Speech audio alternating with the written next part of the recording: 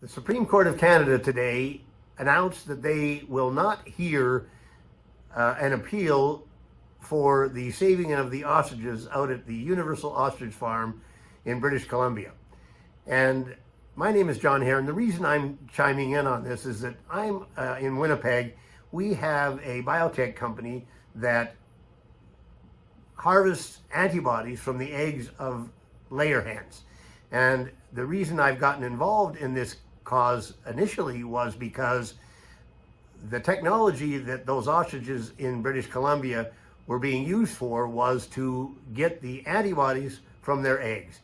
The same technology we do here in Winnipeg, and as a matter of fact, we've gotten to the point of taking that technology with a veterinary biologic approved by that same CFIA, by the way, to treat E. coli in baby pigs. That was the first one. We're now actually into a phase 2 clinical trial, which has been, sanctioned by Health Canada to treat C. difficile in humans using, again, the same IgY antibody technology that those ostriches were being used for. Now that this order has come down from the Supreme Court that they will not hear an appeal to save the ostriches, we're left with nothing more than the people that are actually going to be doing this cull. So in other words, we have no politicians with the balls to stand up and say something against the CFIA. Don't ask me why Canada has now decided that we're going to let the bureaucrats dictate what goes on in our country. The CFIA has a mandate to cull these birds based on who knows what. As a matter of fact, it's an international mandate. And I can see why Carney has not said anything about it, because he's a globalist to begin with. His attitude is whatever the bureaucrats want is good. That has nothing to do with the individuals that are running this farm, that have invested 35 years in raising these ostriches. They're virtually pets for them. And so now we've got bureaucrats that are dictating to a family farm in British Columbia that they're going to kill their birds. Birds that are more than just birds. They've had these birds for 35 years. They're pets. So let's just think about this. If you've got a couple of dogs, all of a sudden the CFIA decides those dogs should be culled. They're your pets, okay?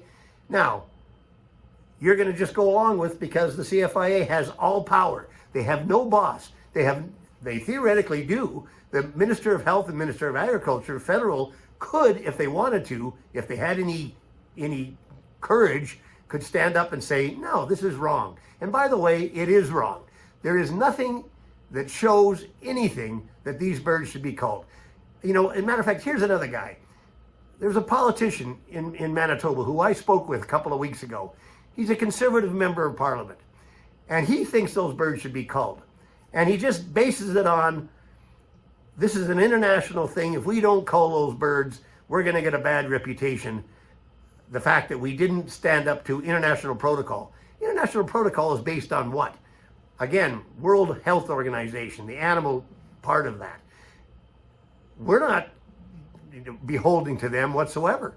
They like the idea of one world government, to the point where whatever they say, based on basically, let's think back to COVID. One world government dictated we should all lock down around the world. We find out that that was a completely asinine thing to do in retrospect. And now we're going through this again. And by the way, Canada stood up with that truckers convoy, and that basically, unbeknownst to most Canadians, was what took down the international mandates that were going on as far as COVID concerned. Again, Canada can be a leader in freedom, something that we should be thinking about. But really right now, because we haven't got any politicians that are going to stand up, and that's basically Carney. He's the only guy that could do it, and he's a globalist, like I said. Doesn't have any desire to stand up against the bureaucracies, which the CFIA represents. So now it really comes down to you people that are working for the CFIA, and basically the RCMP that are out there protecting them. Two giant bureaucracies in Canada that really have no boss, nobody telling them that they should or shouldn't do something that would be good or bad for actual individual Canadians. So now it's coming down to those individuals that are out there. Do you want to be the CFIA guy? And I know you're in masks and white suits and we won't know who you are, but you got to have it on your own conscience. You're going to go and cull up to 400 healthy birds without testing them. And that's the other part that's just a farce in this whole thing. If you think that we can allow this kind of thing to happen, next time a pandemic happens with COVID, for example, a new strain of COVID, and we decide that this strain is going to be a lockdown type of strain, the same before, you know, silly citizens will probably put up the way we did the last time. Now, think about what would happen if you compare it to those ostriches. Back in the day when COVID was on, you had that 2-week quarantine. In other words, if you tested positive for COVID and you were crossing a border, you had to quarantine for 2 weeks. And then they stuck some silly thing up your nose to find out if you were no longer contagious. And if you weren't, way you go. You could now get back into society, provided you were vaccinated. Think about what's happening with these ostriches. They're not even going to test them, stick that silly thing up their nose to find out if they're still contagious. They're basically saying that we don't care if they're contagious or not. We have a mandate to cull them. Well, think about how that would apply with the next human pandemic. In other words, we're not going to test you after 2 weeks to see if you're still contagious. We've decided, the bureaucracy, the globalists, that anybody who had COVID is now quarantined for life. How does that sound to you? Oh, we wouldn't put up with it. Well, why are we putting up with the ostriches? They've been healthy for now over 290 days. And we're not going to test them to see if they should be allowed to go back into society? That's really what they're going to say to us next time we have a COVID problem or some other pandemic problem. So people, start thinking about what you're doing. You guys out there in Edgewood, BC, that are participating in this cull, do you want that kind of a thing to happen to you? You know, in the next time there's a so-called pandemic, where the bureaucrats can actually say to you, no, you've had the infection and now you're quarantined for life. You're going to live in this little quarantine thing. Oh, baby, we will cull you. That one might be the next thing. You know, we have Made in Canada. I guess that's what the next thing would be. You know, medically assisted dying.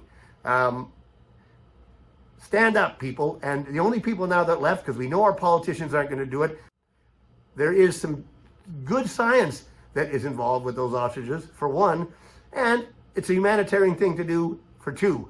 And not only that, there's no precedent that they shouldn't be tested. That part is ridiculous.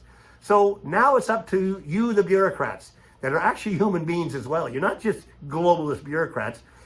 Think about it yourself. You know, and I mentioned this in the last video I did. Back in the Second World War with Nazis, they were doing things they shouldn't have been doing. And they just said, oh, well, I was following orders. Bullshit. You know, there were bad orders. And if you didn't have the balls to stand up and say, you know, these are stupid. Why are we doing this? Well, then you're, as an individual, a loser, okay? My opinion, whether or not we ever get this video to air or not, but we're on the day of when the decisions have to be made by the individuals that are going to do the culling. You're the last line of defense. You know, have some guts and say, this is stupid. Why are we doing this?